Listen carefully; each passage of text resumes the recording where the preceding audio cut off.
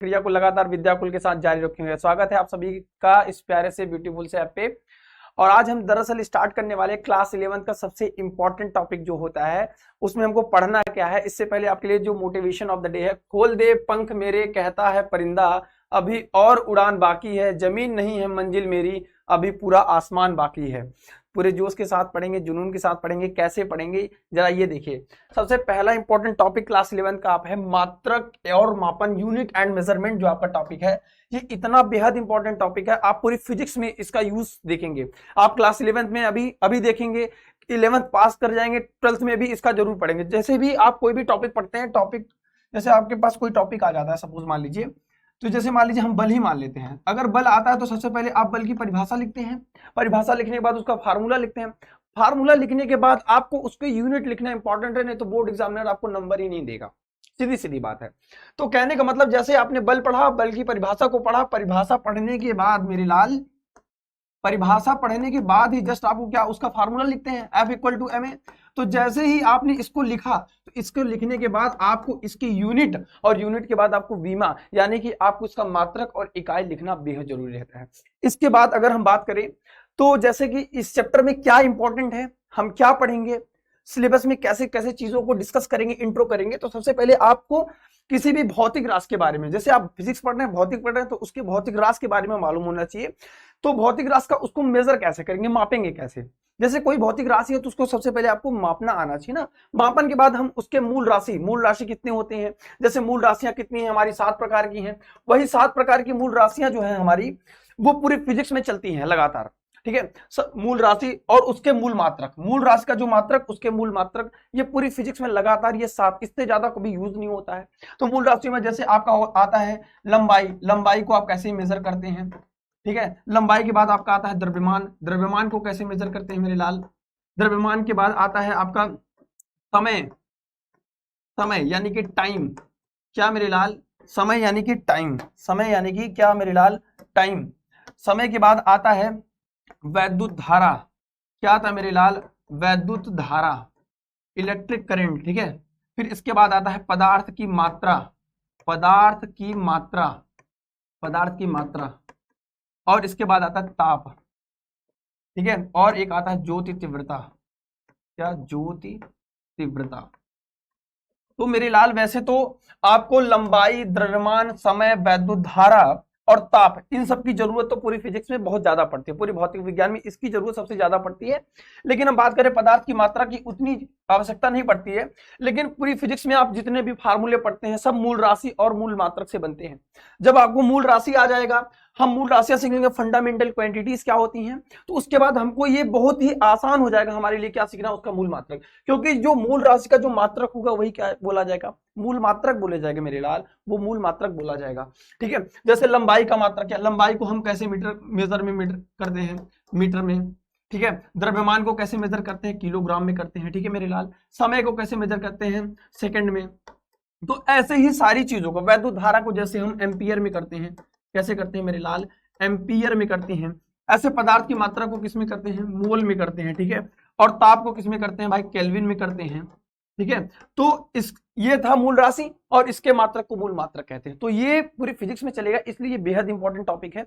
आपको इसके यूजेस लगातार आते रहेंगे। ठीक है, तो मात्रकों की प्रणालियां कैसे है, जैसे मात्रकों की 3 प्रणालियां है, एमकेएस है, आपका सीजीएस है, ठीक है, और एफपीएस है। आपको 3 मात्रकों की प्रणालियां पढ़नी है। इसमें कौन सा ज्यादा इंपॉर्टेंट, सबसे ज्यादा इंपॉर्टेंट आपका एमकेएस होता है। एमकेएस को ही आप एसआई यूनिट कहते हैं, इंटरनेशनल सिस्टम कहते हैं यूनिट।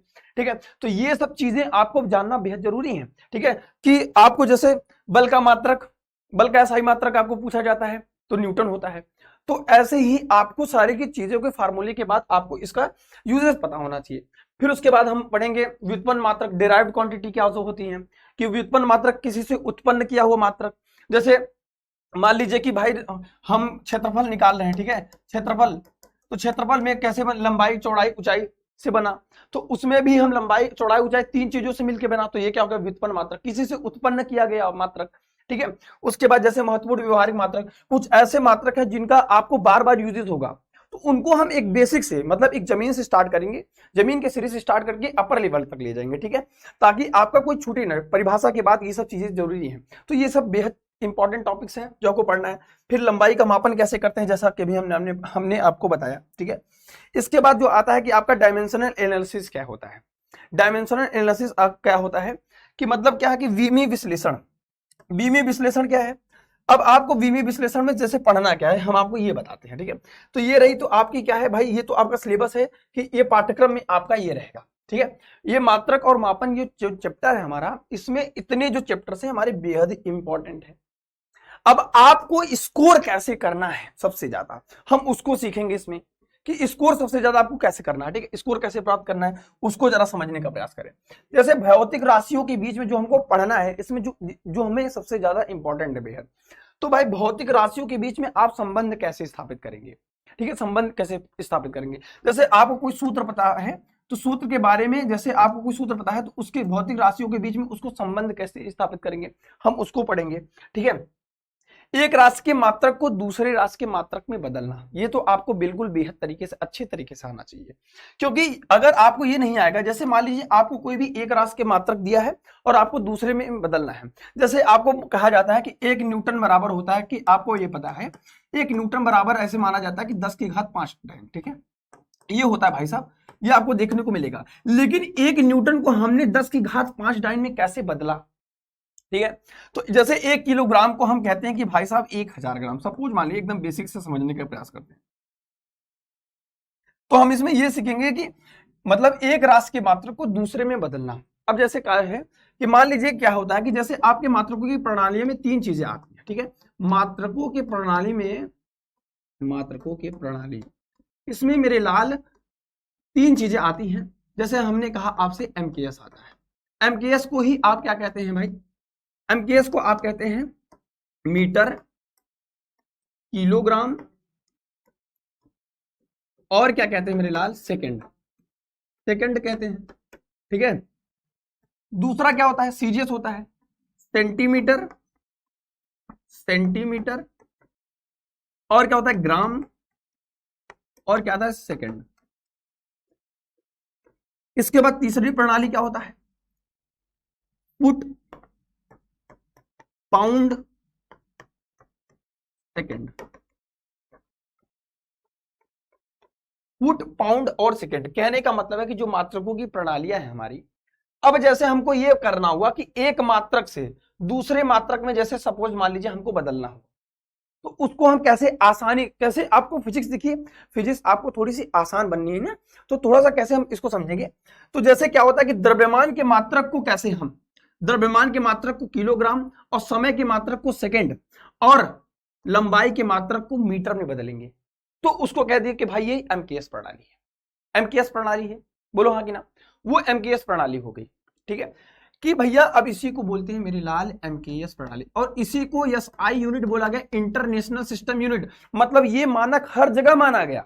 जैसे हम यहाँ पे किसी चीज को मेजर करते हैं, यहाँ पे किसी चीज को मापते हैं, जैसे हमने यहाँ पे चीनी को मापा किलो में, ऐसा नहीं है कि हम कहीं और जाएंगे तो चीनी को लीटर में मापना स्टार्ट कर देंगे, और हम कहीं जाएंगे तो चीनी को हम सेंटीमीटर में मापना स्टार्ट कर देंगे, ऐसा कभी नहीं होगा।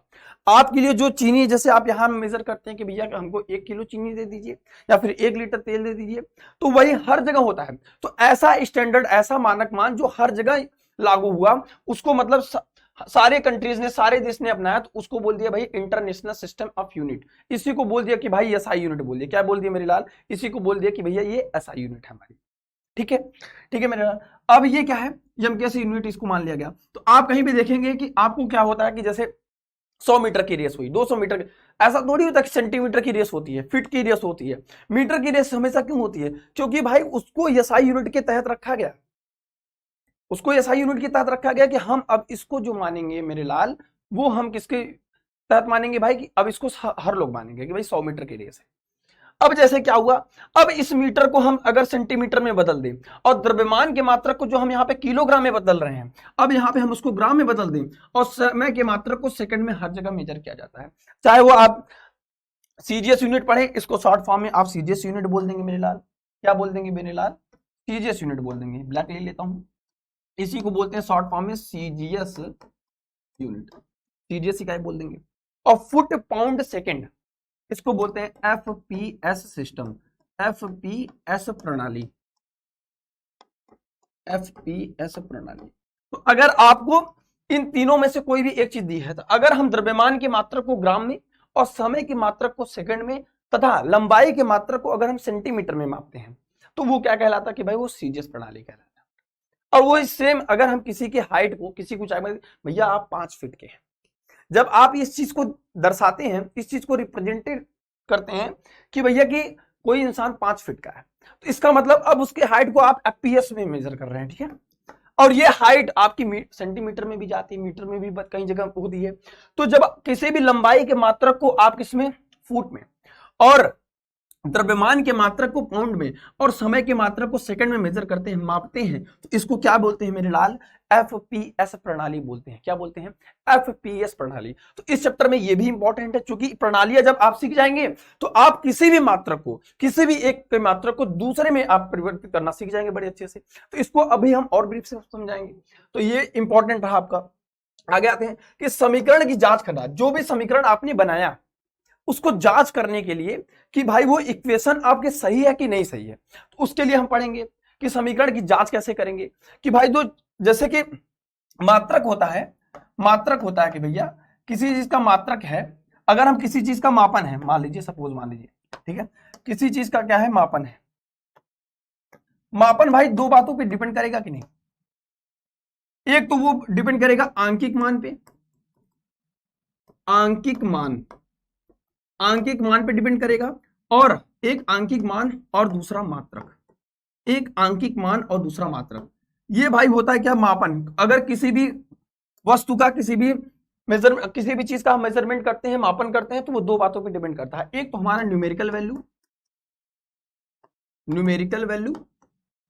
और दूसरा उसकी यूनिट। जैसे मैं कहूं आपसे, जैसे मैंने कहा कि अगर ये इंसान है भाई, तो मैं कहूंगा कि भैया ये कितना है, 5 फीट लंबा है। कितना है, 5 फीट लंबा है, 5 फीट लंबा है। अगर मैं इसको ये कहूं कि ये इंसान जो है भाई 5 फीट का है, तो कहने का मतलब क्या है कि ये जो 5 है हमारा, जो 5 है हमारा मेरे लाल, वो क्या है भाई, जो 5 है हमारा वो क्या है, ये एक न्यूमेरिकल वैल्यू हुई, ये मेरा हुआ क्या, आंकिक मान। हुआ कि नहीं, बोलो हाँ कि ना, आंकिक मान। और ये जो हमारा फीट हुआ वो हमारा क्या हुआ, मात्रक हुआ, एक प्रकार का मात्रक हुआ। एक मात्रक की प्रणालियां में आया, ये एक प्रणाली में आया, एक सिस्टम में आया।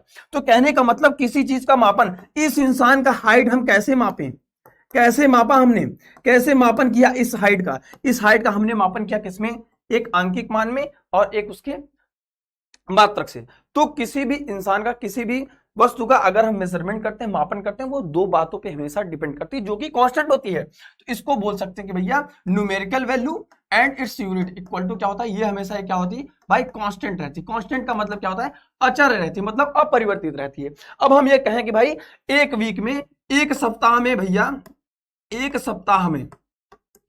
सप्ताह में भैया होते हैं 7 दिन। 7 दिन कहने का मतलब, अब मैं 7 दिन कह रहा हूं, फिर भी भैया ये क्या है, फिर भी एक ही बात है, और एक सप्ताह कह रहा हूं, फिर भी एक ही बात है। तो ये रही न्यूमेरिकल वैल्यू, एक ये हुई इसकी इकाई, ये हुई न्यूमेरिकल वैल्यू और ये हुई इसकी इकाई। तो कहने का मतलब इन दोनों का जो वैल्यू होता है वो क्या होता है, कांस्टेंट होता है। इसके बाद हम इसमें पढ़ेंगे त्रुटि विश्लेषण, मतलब एक्सपेक्टेड न्यूमेरिकल वैल्यू। इस पे ज्यादा आता है आपका क्या, न्यूमेरिकल्स आते हैं आपके एरर एनालिसिस से। तो हम त्रुटि के बारे में पढ़ेंगे, निरपेक्ष त्रुटि क्या होता है, त्रुटि के बारे में पढ़ेंगे, त्रुटि किसे कहते हैं, ठीक है, परसेंटेज, प्रतिशत त्रुटि। इससे सवाल आते हैं ज्यादातर आपके बोर्ड एग्जामिनेशन में, इससे सवाल आपको पूछता है कि प्रतिशत त्रुटि क्या होती है। अगर किसी रात को आप मेजर किए तो 100% सही नहीं हो सकती, तो मेजरमेंट में कुछ ना कुछ एरर आ ही जाएगा, कुछ ना कुछ त्रुटि आ जाएगी।